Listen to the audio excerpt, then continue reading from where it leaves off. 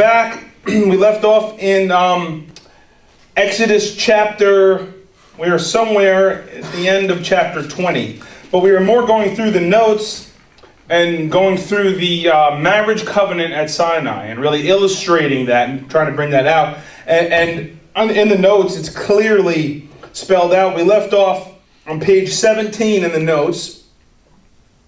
And I just want to go through the different portions and show you how they line up.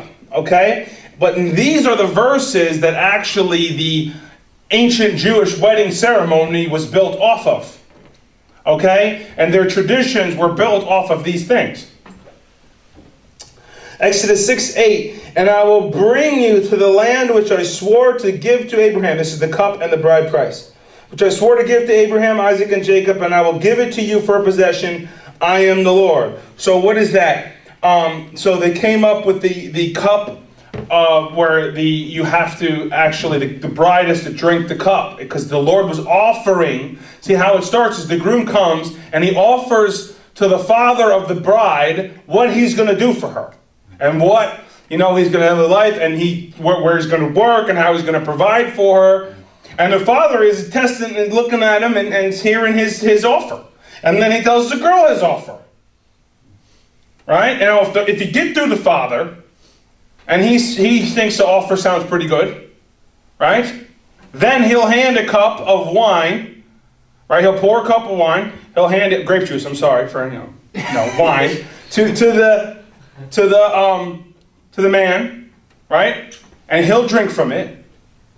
And then he'll take the same cup and he'll hand it to the girl. She gets the final say. And how she doesn't say anything, but if she drinks from the cup, she's accepted. So then she's handed this cup, and she has to choose whether she wants to drink from it. Okay? And if she drinks from it, then from that point on, all right, now they're going to start, the betrothal has been established. And now, all right, now, you're wondering exactly, how did they get that from that? Well, it comes from, the Lord offered them, to Abraham, you notice and Isaac and Jacob, he offered them an inheritance.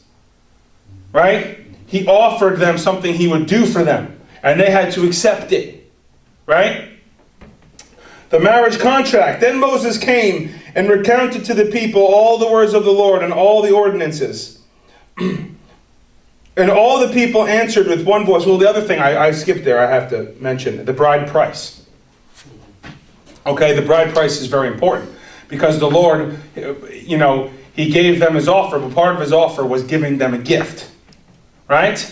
So the young man, the only way it's kind of survived in our modern, Gentile Western version of it is the wedding ring. 2 months' salary. Okay? Yeah. I remember I was 17 years old when I got an engagement ring for Jen, and I was working at Sears selling shoes, and it took me a long time to buy that sucker. Let me tell you, it was blood, sweat, and tears. All right? Now I look back on it, and it was like $350, and it was like, so, but then when I was 17, that was a lot of money. All right? That was a big deal.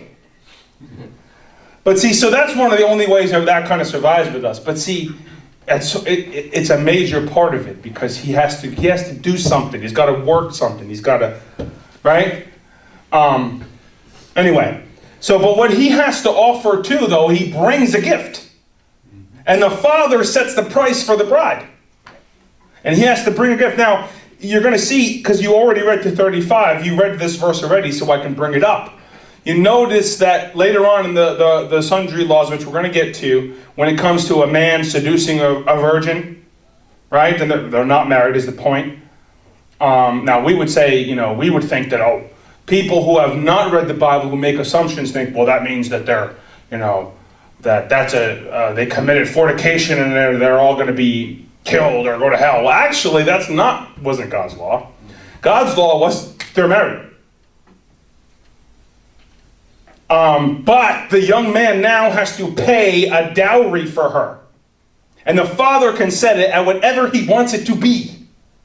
He has to pay for her. You think, well, that's what you are. Why? To make the young man give something up. The value. It's all about value. She's valuable. Right? And he's got to give. He's got to, right? So, but you notice in that, you read it, it also had, if he seduces a virgin, and they sleep together, they're married. But there's one way out.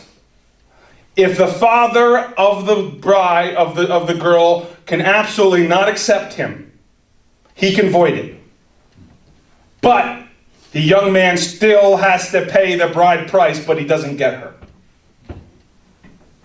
He has to pay it anyway. And let me tell you, it's hefty. All right? Now, what is that all about? You say, well, that's chauvinist. Actually, that's protection for women. See, it's value. The Lord, the young man has to actually earn this girl. She's valuable. That's the whole point. All right? That's the picture. But you have to, the father can say, no, you can't have her, but you have to pay anyway. You understand? Anyway, you guys read through that. I think that was in Exodus like 33 or something. If you read up to 35, you should have went over that. Anyway, so I'm just pointing out that's the bride price. Okay, there's a price set, and our modern version of that would be the wedding, the ring. Okay. Anyway, the marriage contract. Then Moses came and recounted to the people all the words of the Lord and all the ordinances, and all the people answered with one voice and said, all the words which the Lord has spoken we will do. And Moses wrote down all the words of the Lord. Then he arose early in the morning and built an altar at the foot of the mountain, which 12 pillars for the 12 tribes of Israel. And he sent young men of the sons of Israel, and they offered burnt offerings and sacrificed young bulls of peace offerings to the Lord. And Moses took half of the blood and put it in basins, and the other half of the blood he sprinkled on the altar. Then he took the book of the covenant and read it in the hearing of the people. And they said, all that the Lord has spoken we will do, and we will be obedient. So Moses took the blood and sprinkled it on the people and said, behold, the blood of the covenant which the Lord has made with you in accordance with all of these words. What you have to remember is they could have said no. You're wondering, well, why does the Lord hold them accountable for all these things? They could have said no. They didn't have to receive. The people could have said, we don't want the covenant. But once they accepted, they were given the terms. Now, there's another thing in the ancient Jewish wedding, which comes from this too, which is very important. It's called the ketubah. Now, that's part of it. It's actually the conditions and your promises. Now, how that survives actually in our modern Gentile wedding is the vows. Except we have the young man and the young girl make vows. But the point is that the young man comes with his list, his ketubah, his contractual obligations. And it's all written out nicely. And it's part of the covenant. It's a contract. All right? That was part of it. So that part is the Lord gave them his laws. Remember, he spoke all these to Moses. Moses brings them out, reads them to the people, and then they can say yes or no. And they say, all that the Lord has spoken we will do, we accept, right? And then the blood was sprinkled on both of them, and the contract was sealed. And how was covenant sealed? Through blood. Now, if you're wondering, well, how does that matter? You're all, well, mostly adults in this room. I was looking at you, Casey. Anyway, you're old enough for this anyway. You should be. You're wondering, how does that contrast? Well, I know I'm going to be a little graphic for a second. Can we handle that? If there is little children watching this video, please either cover their ears or send them to the bathroom for a second, or, just kind of mumble while I'm speaking.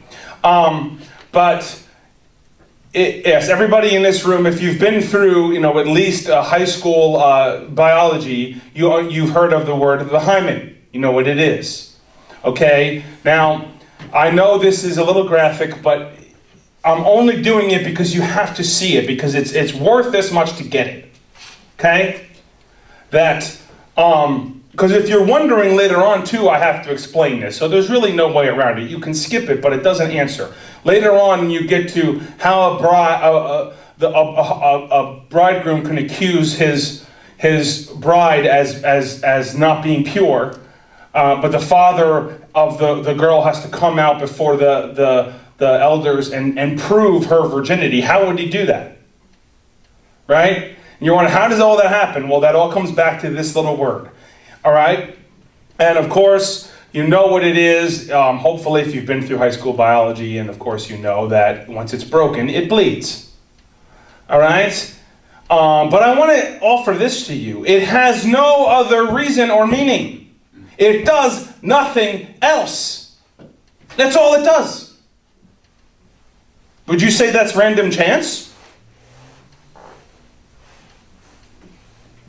So what seals covenant? Blood. So anyway, I know some of you are like, oh, that was so graphic. Well, I'm sorry. But you need to see this. You also need to see God's divine hand in it. Okay, in his design. Then you're wondering, well, what happens if they have an accident, horseback riding, or fell off a building, and can it break then? Yes, it can. Or modern products that are using, if you use them too early, you can do that, which is a modern thing. All right? Well, anyway, the point is that would be carefully documented by the parents. And that would be already set beforehand. And if she was, say, violated or taken, like I said, and that would all be spelled out before, part of the contract. You understand? So that was what that's all about. And we're going to get to that later, and I would have to explain it then anyway, so I'll explain it now. But what I want you to see is God's design. The Lord said the two will become one flesh, a marriage covenant. Right? And of course, that also, you say, well, I've told you right from the very beginning, sex is marriage in God's eyes. It is the most important thing you have to teach young people. It is the most dismissed and destroyed thing in our modern culture. Okay? Many Christians wouldn't even like this. I've had Christians hear me preach this who and were kind of like totally thrown off by me saying that. Well, I've showed you it right from the beginning. Okay? Here's another thing. The Lord says the two will become one flesh. Well, how do they become one flesh? Right? How do they become married? Well, we all know the answer to that question. So they're married. Period. And of course, that's backed up in the New Testament, where the Apostle Paul says in another graphic verse, but this is the Bible. You can't get mad at me, okay? But I told you in the beginning that the Bible is rated R. Didn't I? I warned you. All right? That the Apostle Paul is explaining to them about, the members of Christ. He's also explaining the marriage covenant. We are the bride of Christ and all this, right? And we are his members. And you will not take the members of Christ and join them with a prostitute. And he says, don't you know that the two will become one? And that you become one with her. Well, where was he getting that from? Genesis. So he was reiterating again that what? Sex is marriage. Right? And I just, that's very important. Now, I always try to, play both sides, because I don't want to also sound like I enjoy getting into the gory details, because let me tell you, I don't. It'd be much nicer to be able to skip some of these things. But they're important to get, and you have to see God's design. But I think the most beneficial thing we can possibly teach people nowadays, because it's the most destroyed, is this.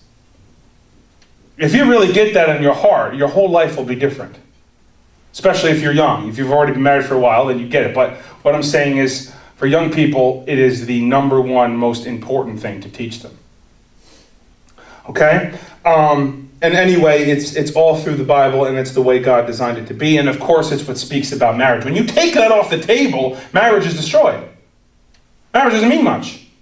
Well, that's exactly what we've done, right? We're now reaping what the havoc that has caused in our society. Also, whenever I mention this, I always have to then go to the other side. If you are now feeling condemned because you did not have this teaching before, and you're thinking about, how many people am I married to? Or, please, you've repented, you've been forgiven by the blood of Jesus, you've been washed, right? The Lord remembers your sin no more. Today is a new day, right? But now you're a believer who lives according to his law, so now you have that in your heart, right? But I always have to say that because, of course, some people will always then be reminded of their past, and I'm not talking about that. But yet, it doesn't change the Word of God, does it? He forgives us and cleanses us, but it doesn't change the truth. But you're going to want to get that so that you can teach that to your children, so you can teach that, and that's how valuable it is. Anyway, I would love to say that there's no more gory details coming in the future, but wait till we get to Leviticus. There's lots of them. Okay, gifts to the bride. And the Lord had given the people favor in the sight of the Egyptians so that they let him have their request. Thus they plundered the Egyptians. That was the gifts to the bride. The Lord, made them favorably exposed to the Egyptians, and they were given all these gifts, right? And it was enough that every one of them were blessed. So it was not just like it was isolated. It was large. Anyway, we already mentioned that. The mikvah, consecration of the bride. The Lord also said to Moses, "Go to the people and consecrate them today and tomorrow, and let them wash their garments, and let them be ready for the third day. For on the third day the Lord will come down to Mount Sinai in the sight of all the people." So there's 3 days of washing and preparation and preparing to meet with the Lord, right? And of course, that's where the ceremonial washing comes from, and the ceremonial preparation of the bride before a wedding. Now, even the natural things of life just teach us that, right? Still, even to this day, even if you have not been raised in any of this at all, you still know that a woman needs about 2 or 3 days to get ready for her wedding. My wife wasn't even one who used to take that long, but, even if you say you won't, you will be. So it's just the way it is, okay? Anyway, well, I'm just explaining to you that it's part of God's design, right? Learning of the groom's customs. Now, this was a very important part of it. He gave part of his ketubah was also part of his customs. And things he liked and disliked. And there was a time where the woman would learn what the husband does, what he does for a living, where he comes from, what his customs are, his family traditions are, these kind of things. All right? And they would get to know each other of what they like and what they don't like. Of course, that is what Israel's learning, what the Lord likes and what he hates. Right? And they have to accept that. All right. Then Moses summoned all Israel and said to them, "Hear, Israel, the statutes of the ordinances which I am speaking today in your hearing, that you may learn them and observe them carefully. The Lord our God made a covenant with us at Horeb. The Lord did not make this covenant with our fathers, but with us, with all those of us alive here today." And then we have concealed in the wedding chamber. Now, the ancient ceremony too, you may think a lot of that's, just barbaric. Well, if you have that attitude, you should repent, because this is the Lord's, first of all. But this part of it, you gotta like. The Lord's plan and the Lord's design is that you get 7 days alone to be not bothered at all, which is also kind of where we get the honeymoon from. All right? But you're alone together in this special chamber prepared just for this. And you get 7 days unhindered, as you should say. Right? Actually, and then you're going to see later on in Deuteronomy, part of it, also Jewish law was, Israeli law, I should say, was that also a man would get a year off. A year off just to be with his wife and start his family. All right? So anyway, he would get a year to be excused from the military or any of those things. All right.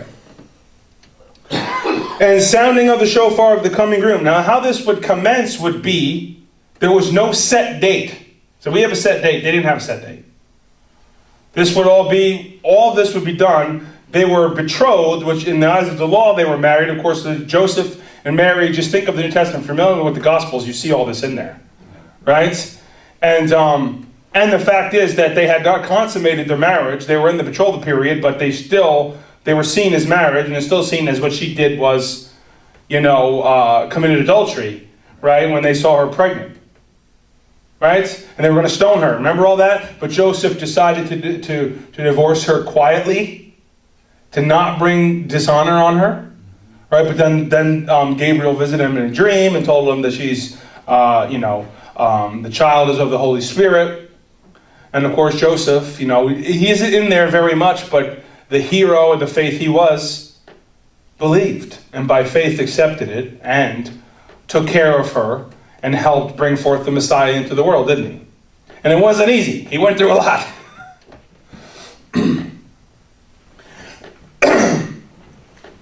Anyway, but you see that part of it there, that they were already considered legally married, even though it had not been fully consummated yet, right?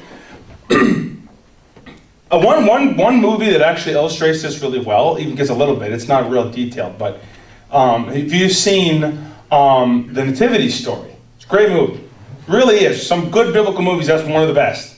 And they actually show this whole thing good. That Joseph comes to Mary's father and he speaks to him and brings forth his offer, right? And then the father listens and likes it and then calls Mary in and he pours the wine. He does. It's all there, and he hands it to Joseph, and then Joseph hands it to her, and but then he goes away, and they're separated for a while, right? And usually a year. But it could be shorter or longer depending on a circumstance. But what does Joseph then do in the movie? He goes and he builds a house. And that's what they would do. And many times it was built off of your father's house, the house you grew up in, because of course they didn't have their whole separate area. So a lot of times houses would be extended with a separate area built, or on property would be built on top of that, right? I go to prepare a place for you in my father's house, as many rooms. All of that was Jesus speaking marriage language that they understood. Because they got this. So Joseph goes and he prepares a house. Now, how it would go for a younger man. Now, Joseph wasn't actually that young. He was a little bit older. Okay? Mary was young. But how it would go is that he would prep for his house and everything being in order and his apprenticeship. And his father would decide and inspect what he's done and whether he was ready. And when his father thought it was ready, then he would say, okay, go get your bride. And then he would come and then he would send out his witnesses before him, right? And they would say, oh, here comes the bridegroom, and the girl would be ready and she would be taking this time in preparation. Okay? She would be taking this time in preparation, and she'd be learning and she'd be preparing and ready but she had to always be ready. Right? Ready, because the bridegroom could come at any moment. Are you getting Jesus' biblical language here? Right? And when she would come, once he would come for her, then she would come to him, and the marriage ceremony would commence. It was not on a set date. Now, of course, they don't do that anymore in our modern world. They have a set date because we have all this other stuff that we do. But in that culture, and then of course the whole village would have a celebration then. All right. Anyway, but it's interesting that even the groom's father plays a part in it, because he is the one who decides whether this boy's got his stuff in order and whether he's ready for his bride or not. All right, which is a pretty good custom, I think. All right. Anyway, so that is how it goes, and of course it was built off of this, and that's where the sounding of the shofar, the witnesses would go forward and they would blow shofars and say, the bridegroom is coming, the bridegroom is ready, right? And of course Jesus used that whole picture with the 5 foolish virgins and the 5 prudent and the 5 foolish, right? And the bridegroom comes, be ready for him, and then the witnesses come, blow the shofar, the bridegroom is ready, and those that were ready went with them, but those were not ready, right? He was using this whole picture that they all understood. It was common to them. All right.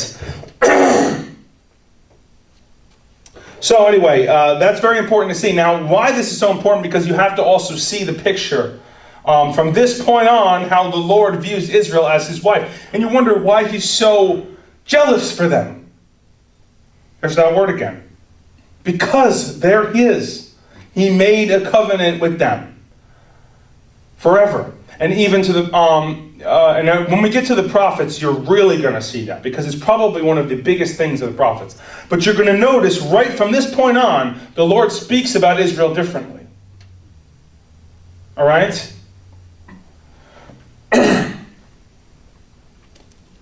They're no longer just the sons of Israel, and but they're his. You understand? And it's different. All right, so we went through that. Let's move on. We're finally moving on. But that was a very important part to see, and of course, it absolutely is vital for you to see this to understand God's reaction to them afterwards. How he reacts when they break his covenant, when they worship other gods, when they dishonor him. Right? And it also explains why he, even through all of it, can never let them go. That's why. Okay? And and of course it's the contrasted picture as well. Now where you're wondering, where did Paul get his incredible revelation of the bride of Christ in Ephesians 5, and also it's all the way through there in different pictures, but in Ephesians 5 he comes right out and says it, right? The mystery of the bride of Christ, that he is a bridegroom and we are his bride, right? That Jesus offered us a wedding contract, a marriage covenant. He's getting it from here, and he sees the way everything that the Lord did was to follow this. Okay, even with the custom of, I will not drink from the fruit of the vine again until I drink it with you in the wedding feast. Where's the wedding? Right? So all of that was set up there, and he saw how it came together. And of course, that's how we are the bride of Christ, and that's where it comes from. Now, that's all through Scripture. Of course, it's even in the book of Revelation as well. Right? You have the bride. You have the people who came through the great tribulation, the great harvest. But they're not the bride, separate entity. Right? Those are the ones that were ready, whose lamps were full and ready and waiting for him. Okay. Moving on. So, what time is it? Okay, I got 45 minutes. So, let's go on to... Now we're going to move on to ordinances and cultural law, chapter 21. All right? Now, like I've already said, one thing you have to remember, it's absolutely imperative as you go through Exodus and go through Leviticus, and even other scattered laws through Numbers and Deuteronomy, that you remember the difference between the laws to set Israel apart as their ceremonial law. We'll just use that word. The ceremonial law and the moral law.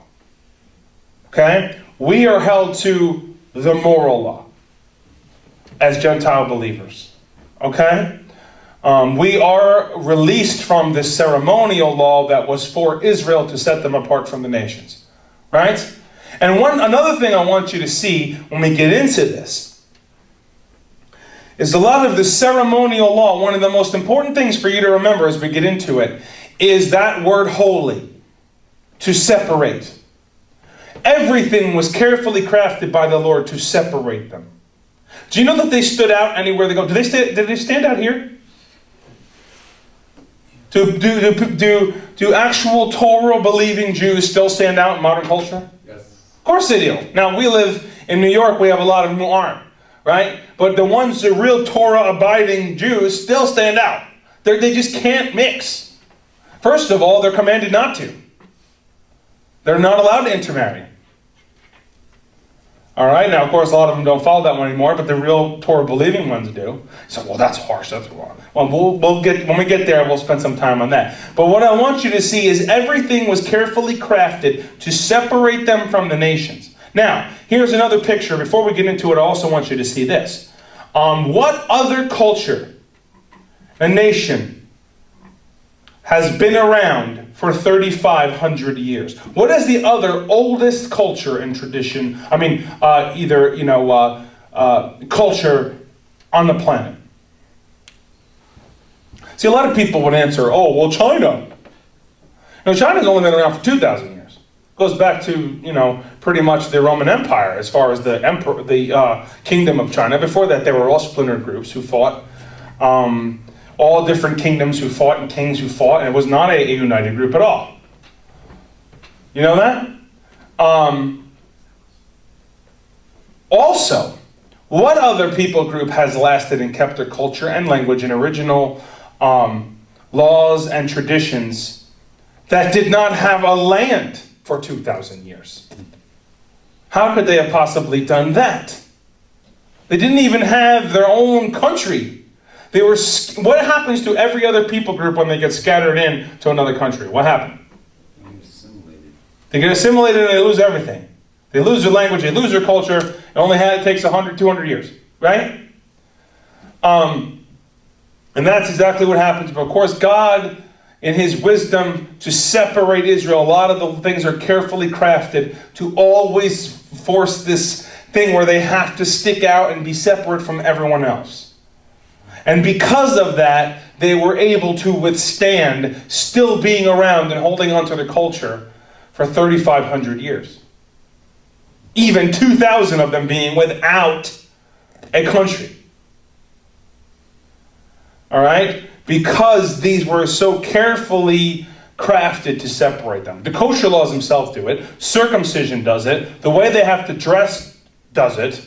And many, many other things. Right? Okay, so that's just a couple things to keep in mind before we really get into it. All right, now, of course, right here in chapter 21, there's some moral things. But also a lot. Now, here's another thing to remember, which is extremely important. That this is, and we're wondering, you're going through some of these laws, and you're wondering, why about all this? Well, how many laws do we have? You're thinking, oh, it's all just law, everything is law.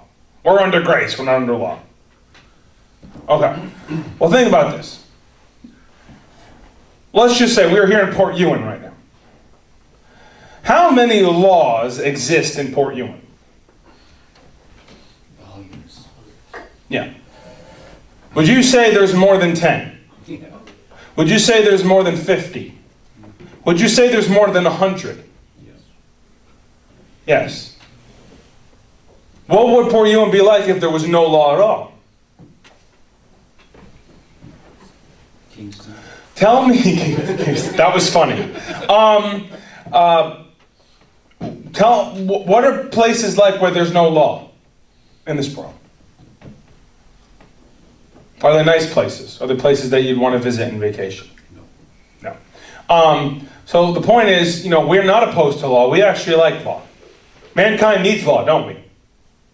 Right? So here's another thing you have to remember is part of this as well, as you're going through the book of Leviticus especially, and at the end of Exodus here, you have to remember that the Lord is establishing a society. Our society has thousands and thousands of laws. Don't we? So that our society will work. So the point here is that, and it doesn't work great. All right, but this was carefully crafted. This is all a theocracy. All right, and what is a theocracy? Obviously, a theocracy is as opposed to a democracy. Okay, well, we're not even a democracy; we're a republic. But whatever, we should know that. The point is that a theocracy is established on a belief system. Right? This is not a free, vote and, everyone does what they, like when we get to the book of Judges, one of the key phrases, everyone did what was right in his own eyes. Right? Well, see, because they did not fully adhere and establish a theocracy. A theocracy is a religious system and belief system that governs everything. Right? There's so many laws in a society itself. everything, so it's not just them giving them a couple moral laws to understand God. It's also crafting their whole society from the ground up. Okay? And just like you think of, just if you looked at the laws of Port Ewan, New York, it'd probably be this thick. Wouldn't it? Yeah. Well, in contrast, this is God's law given for the society that He desires. This is God's society. Now, even the things that are ceremonial that may not exactly adhere to us, still seeing the wisdom and the heart of God in them is vital for us to know Him. Right? So it's still important for us to see it and to get why and His heart behind it.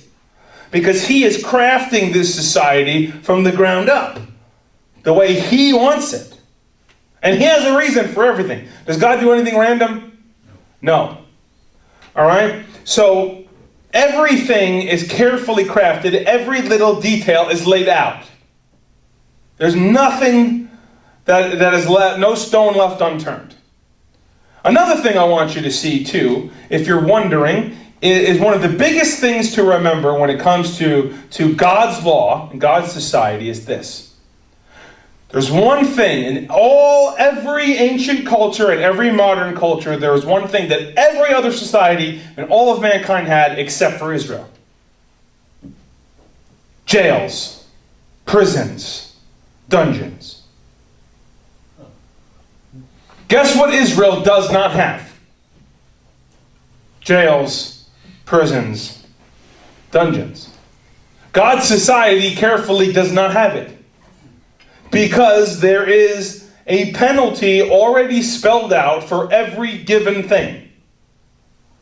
And it's all laid out. So everybody has the penalty, and you do this is the repercussion. And the Levites are their job, we're going to get to it when we get to the golden calf, and then the Levites stand up and they're chosen to be priests instead. And then it becomes their job, is what the book of Leviticus is to the Levites. It's the Levitical law. And it's their job to uphold it in the society. All right? So the point of it is, though, that everything is spelled out with this is what it is and this is the repercussion. There's no prisons. You either pay back, and here's your penalty. So you're wondering, well, if you do this, you have to pay back 10 times. Even think of, Zacchaeus, when the Lord comes to his house and he says, "Here I am, Lord, and if anybody I've cheated him, I'll pay back, 10 times the amount." He was actually just following Levitical law for stealing. Because that's in here. Because you read through it about a thief. If they're caught, and you also see if a thief breaks in at night, a man has every right to hit him, and if he dies, he is free from any guilt, because you should not have entered a man's house at night, right?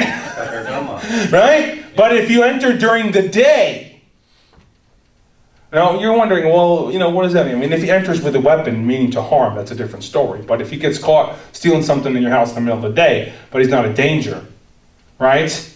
And the point is, you can clearly see him. What is the night thing? You can't see at night, can you? Right. First of all, they don't have light bulbs. They have little lamps. You can't take the time to investigate what the person's doing, right? So, but even in that, everything is carefully spelled out. Then he has to be, brought in charge, and then he has to pay back 10 times what he's doing. And even if he can't, then he has to sell himself, right, to pay off his debt. There is a careful and completely covered and prescribed punishment for everything. Thus, there's no need for prisons. All right? Now, what is it all about? First of all, that weeds out corruption. Now, it doesn't completely get away from corruption. The Lord goes on and on and on about corruption and being fair, right?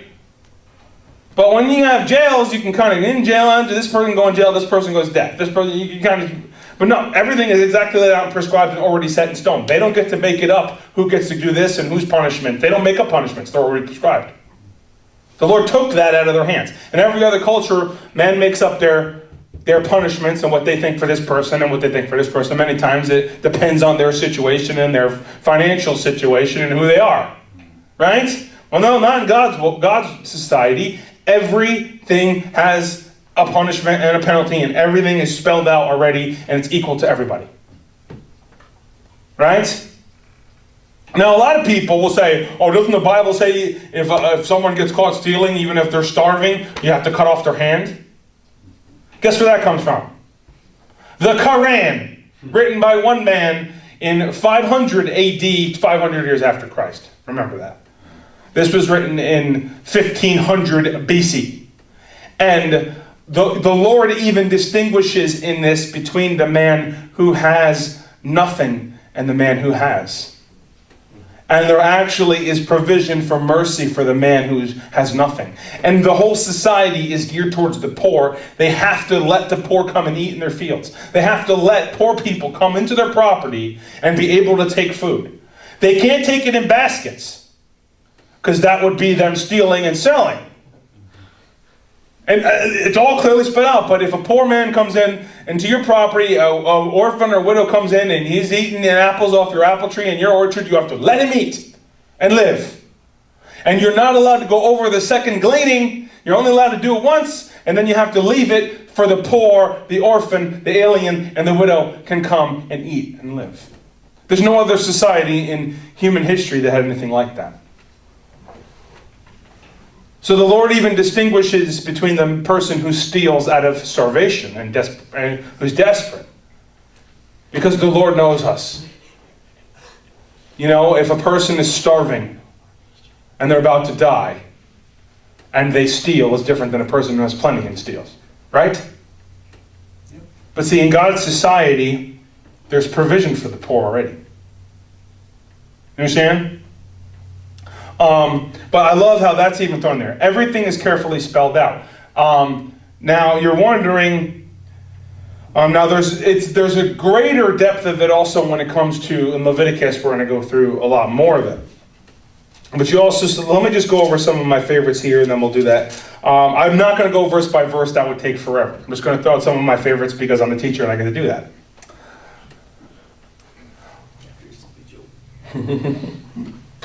All right? But that's really, I just trying to figure out something that show God's heart. It all shows God's heart. When you really get it, that the Lord is, see, some people are like, oh, it's all law. Well, you know how much law, I mean, we have so much, you know how many laws we have in America? We have like entire libraries devoted to law. Isn't that true? All right. But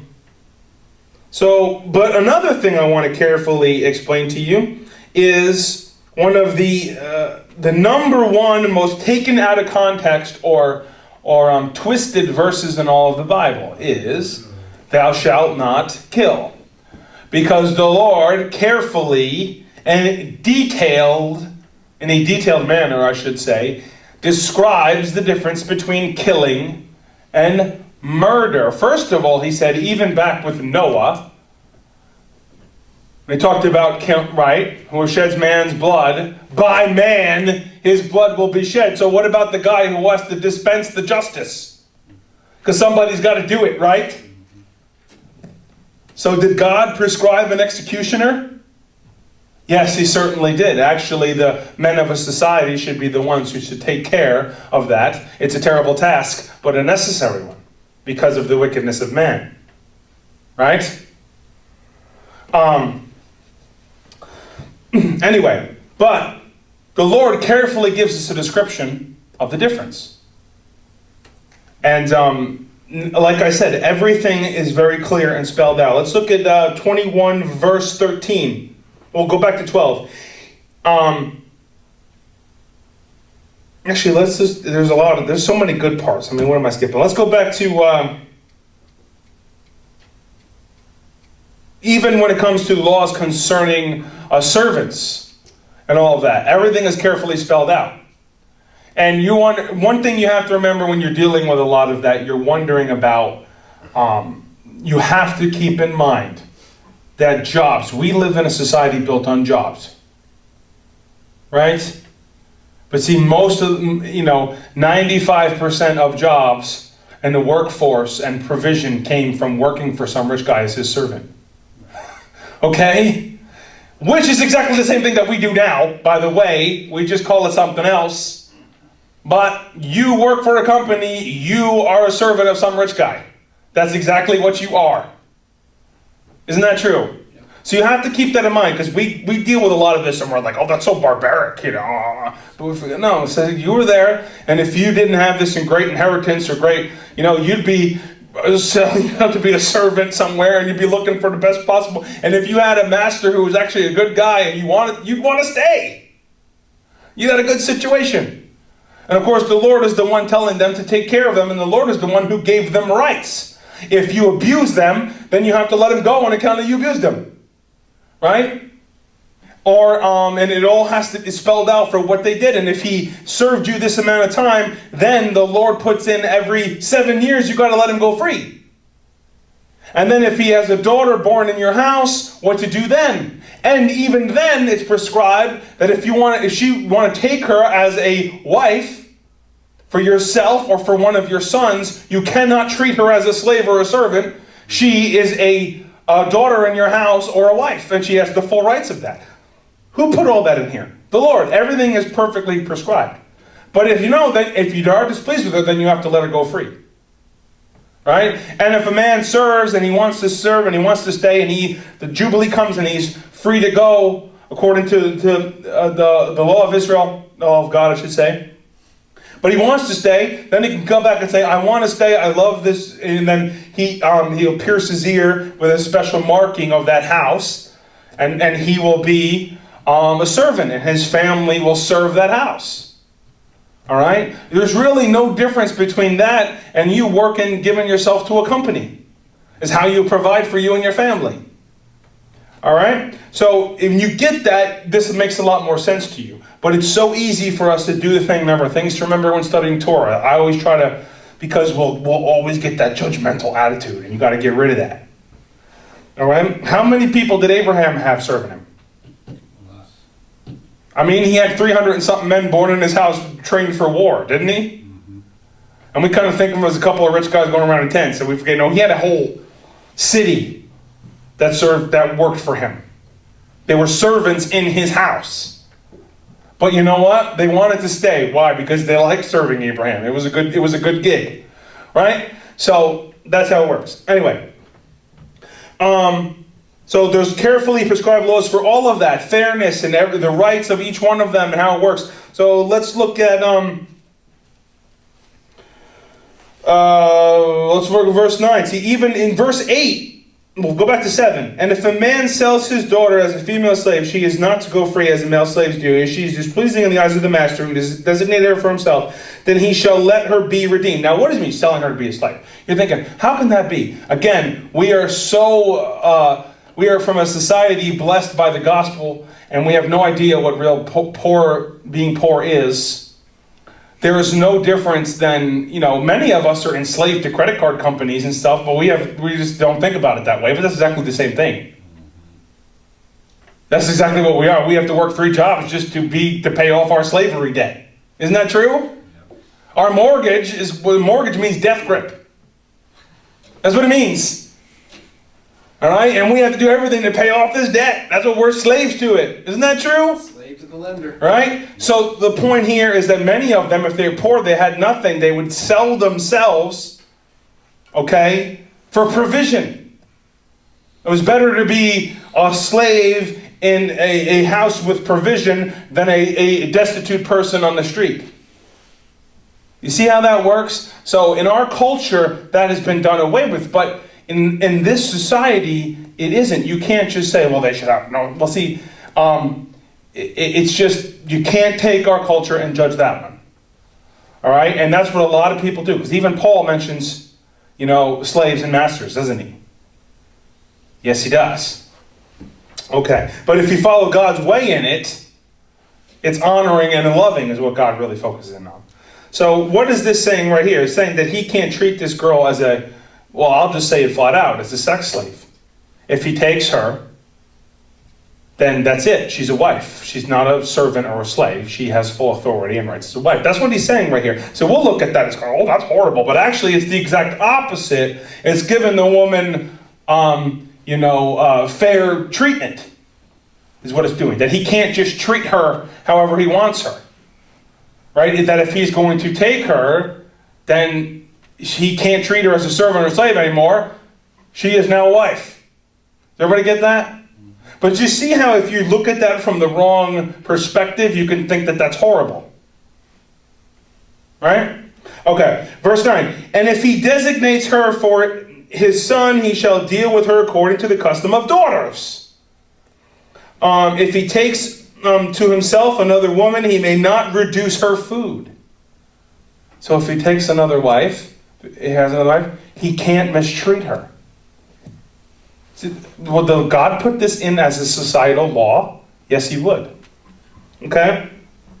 If he takes to himself another woman, he may not reduce her food, her clothing, or her conjugal rights. Is that in there? Yeah, it is. So, would God even put that in as a law? Yes, he would. All right. Now, we remember that with, you had Rachel and Leah, right? They were going back and forth. The Lord could have put that in there. So, Leah had to buy Jacob with her mandrakes. Remember that? Okay. Verse 11, and if he will not do these three things for her, then he shall go out for nothing without payment. He will let her go free. Completely. All right? Verse 12, he who strikes a man so that he dies shall surely be put to death. But if he did not lie in wait for him, but God let him, underline, circle, highlight. God let him fall into his hand. Then I will appoint you a place to which he may flee, and that's where we get manslaughter. And when we get to the book of Leviticus, we're going to get a very detailed description of this. And we're even going to get it when it even comes to rape. There's a very detailed description of the man who lies in wait, or the one who, the difference really being consensual or not, right? And also here, when it comes to, what this is, let me start again, because I'm tripping over my words here. Lying in wait means forethought. Murder one, or manslaughter. Those are what our laws are based on, by the way. Now, what is manslaughter? Was not intent to kill. Right? And there's different degrees of that. And, of course, murder one is forethought. Intent to kill. Right?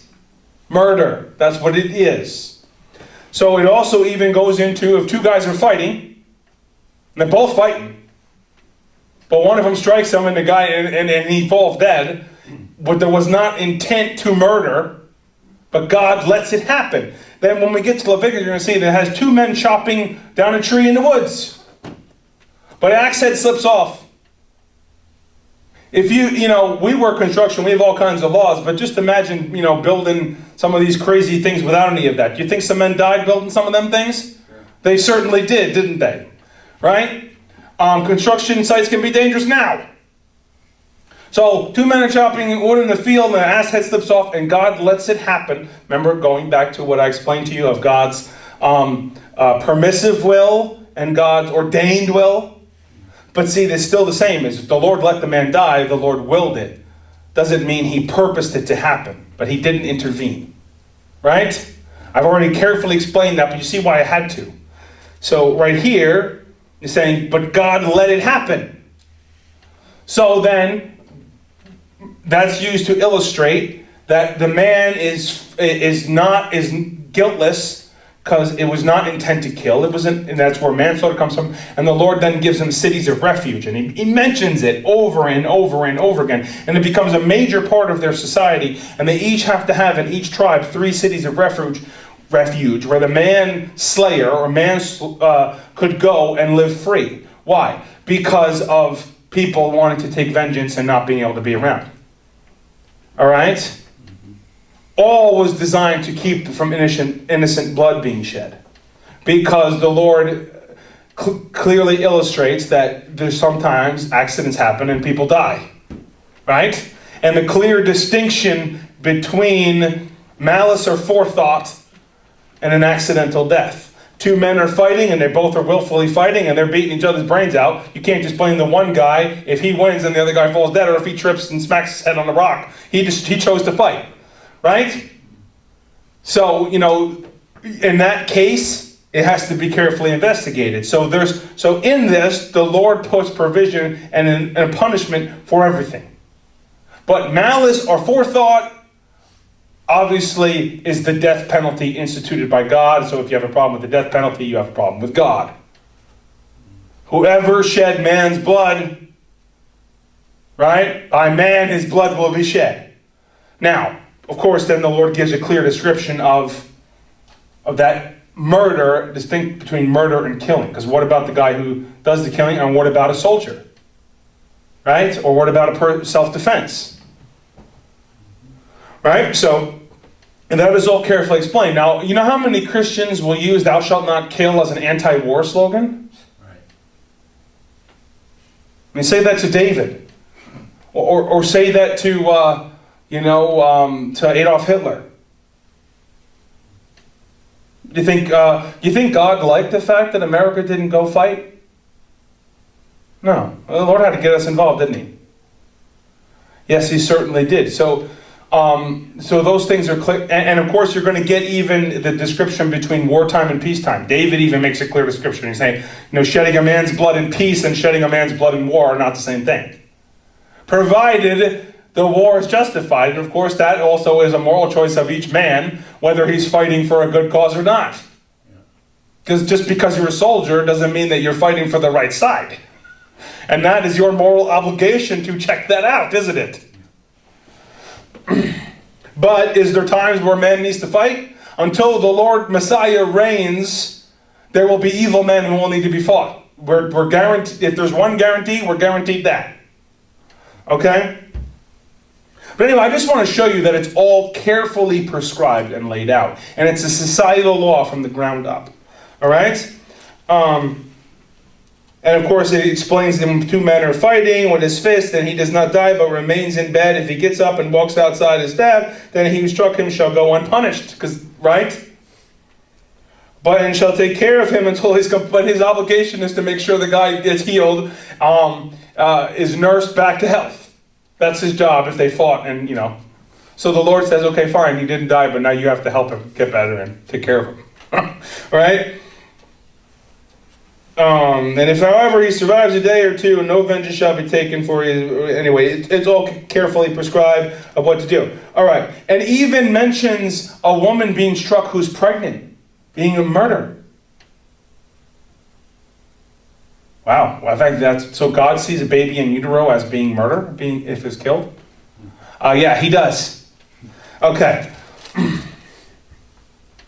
So, and you look even, another thing. There's another law that just comes up right here in 2021, a major law that we have whole books in just America written on. It's called criminal negligence.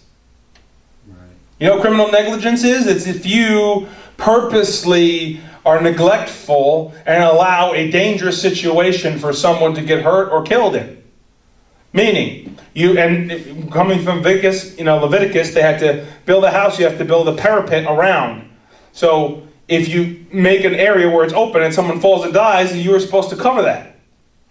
Right? Or if, and here the description is here with an ox. And even down to how your animals are is carefully prescribed. Because guess what an ox can do? Can an ox kill a man? Sure. Yeah, it certainly can it?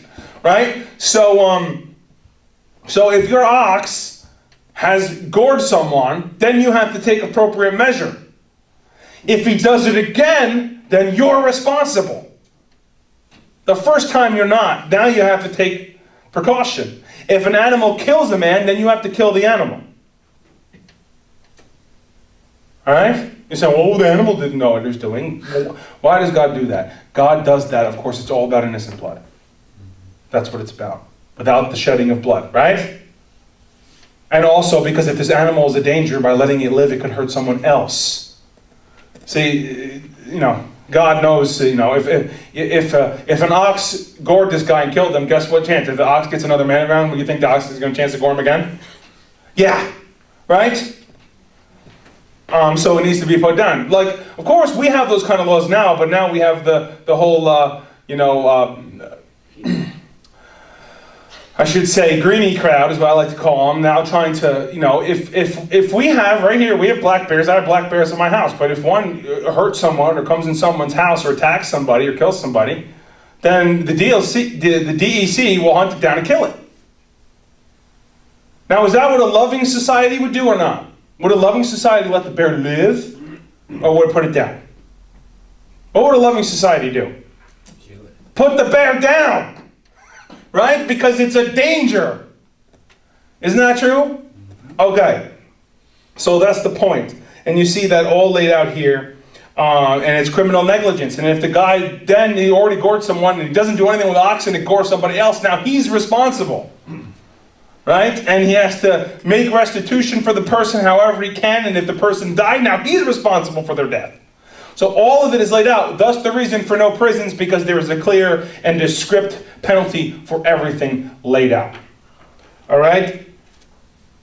And if a man makes a pit but doesn't cover it up or have any warning signs and someone falls into it, he's liable. That's criminal negligence. Right? Okay. Now what is this all about? This is all about a loving society. All of it is. You think, oh, well, all this rules and law. Well, do we have criminal negligence laws? Yes. We have all the same things based on this. Okay. And of course, even clearly defined now in chapter 22, even about a theft and the difference between a person in need and a person all right, and how there's that, and how they make restitution, how they repay. Okay. And what they're held accountable to. Death is not a penalty for theft. You have to make restitution. You actually pay you could say a penalty, like it's like multiple times as much as what you stole, and you're held accountable to pay that. All right, and if not, you have to sell yourself to pay off your debt. Okay. And of course, then it even gets into whether an animal kills another one, or whether a person was torn to pieces, and have to show the evidence of how it happened. It has to be carefully investigated. Why? Because innocent blood must all be accounted for. The Lord cares about innocent blood. Blood cries out to him from the ground, right? So there always has to be a careful, detailed examination of innocent blood. Okay. And even if a man borrows, this, he must give it back to him. It's all he has to sleep in. And of course, Jesus said the same thing, about a man's tunic, about what a man wears. Also, the Lord's law is the Lord put in Jewish law, or I should say Israeli law, that if a man works for you, you pay him that day. You got to pay him before the sun goes down. Because that's all what he has to live on. And the point is that so he feels he earned his wage for the day. It's like, why would the Lord even put that in there? Because everything is carefully laid out, right? And in verse 16, if a man seduces a virgin who is not engaged and lies with her, he must pay a dowry for her to be his wife. If her father absolutely refuses to give her to him, which of course is love. So you could say, without this part, that could be a horrible law. What if this guy's a total, immature, I was going to say something meaner, but what if he's a total immature, unfit to be a husband and a father? Is there any men like that? Yeah, I think there is, right? If you didn't have the second part, verse 17, that would be a horrible law. But see, God's love is interjected into it. Whose responsibility is it to make sure his daughter's taken care of? Exactly. So it's put on the father, as he's responsible. So because the young girl could be tricked by this guy. So verse 17, if her father absolutely refuses to give her to him, he shall pay money equal to the dowry for virgins anyway, but he doesn't get her. All right? So then the father will make the final decision whether this man is fit for his daughter or not. Okay? And of course, 18, you shall not allow sorcerers to live. Whoever lies with an animal shall surely be put to death. He who sacrifices to any god other than the Lord alone shall utterly be destroyed. You shall not wrong a stranger or oppress him, for you were strangers in the land of Egypt, but they must love their neighbor as herself in Leviticus. We'll get to that. You shall not afflict any widow or orphan. If you afflict him at all, and if he does cry out, I love this. This is one to circle. And it comes up even, there's greater details on this one. It comes up a lot in the book of Leviticus. If you afflict him at all, and if he does cry out to me, I will surely hear his cry. So the Lord is now also telling him that I hear the cries of the innocent and the rejected and the hurting. And if they cry out to me against you, I will hear them. You will answer to me. That's what the Lord is saying. All right? So he's also charging the men of the society to care for widows and orphans. It's their responsibility to care for them. All right? If you afflict him at all, and if he cries out to me, I will surely hear his cry. And my anger will be kindled, and I will kill you with the sword, and your wives shall become widow and your children fatherless. If you lend money to my people, to the poor among you, you are not to act as a creditor to him. You shall not charge him interest. You're not allowed. You have to lend without interest. Think about that. Well, what happens when you just start lending money at interest? It's called a loan shark. Or a mortgage company. Right? So the point is, though, debt itself. Right? And creating debt. And that's how societies, you continually lend and you take control and you end up owning everything. That was completely legal. And in Israel, after every Sabbath year, you had to cancel all debts. So you had to write it all down. And then you're going to see later on, he also tells them, and you can't make deals based on how long until the Sabbath is. You can't say, okay, well, the Sabbath is coming up, so I can't do this deal, because you have to actually still do it all fairly anyway. Only the Lord would do that. No man would come up with this. So you have to see the underpinning is the love of God, the heart of it. And that's why even as believers, if we're not, what I also want to tell you is, remember, you should be familiar with this, because this is going to be the law of Messiah. For 1,000 years on this earth, he will rule and reign, and the laws are already written. This is, and some Christians hear people, have heard me say that. I've seen people before be like, what? Yeah, you mean this is coming back? Yes, it is. Yes, it is. Okay. There's so many. I'm just picking out my favorites here. The chapter 23.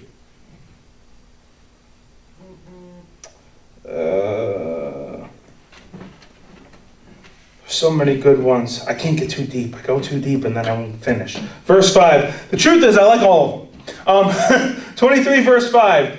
If you see the donkey of one who hates you lying helpless under its load, you shall refrain from leaving it to him. Now, think about it. We even think we're so righteous as Christians, but which one of us would do this for somebody that hates us? Go the extra mile to help him out when he hates us. See, that still goes against us in every way, doesn't it? But the Lord says, you shall refrain from leaving it to him. You shall surely release it with him. You shall not pervert justice due to your needy brother in his dispute. Keep far from a false charge, and do not kill the innocent or the righteous, for I will not acquit the guilty.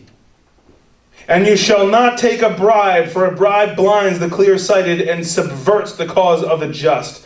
And you shall not oppress a stranger, since you yourselves know the feelings of a stranger, for you also were strangers in the land of Egypt. Verse 10, and you shall sow your land for 6 years and gather in its field. But on the 7th year you shall let it rest and lie fallow, so that the needy of your people may eat. Only God Okay, I just lost my place. I do that on a regular basis. Okay. And whatever they leave the beast of the field may eat, you are to do the same with your vineyard and your olive grove. Now, is that good business? They actually have to let strangers come onto their property and can't do anything about it. Only God. See, our society is the exact opposite.